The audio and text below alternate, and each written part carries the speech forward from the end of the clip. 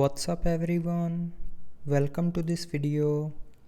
In this video I will show you how to turn on or turn off emergency sirens, smoke or fire alarm in Galaxy S25 Ultra.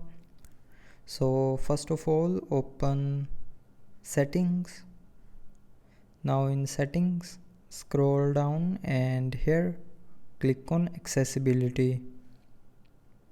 Now in accessibility, click on hearing enhancements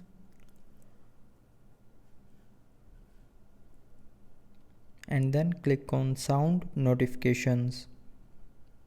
Now click on open sound notifications and then click on edit sound types. Now here you will see the smoke and fire alarm button and sirens button.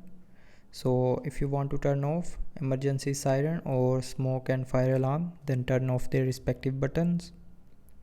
And if you want to turn on emergency siren or smoke and fire alarm, then turn on their respective buttons. So that's how you can turn on or turn off emergency siren or smoke or fire alarm in Galaxy S25 Ultra. So I hope you liked the video. Thanks for watching.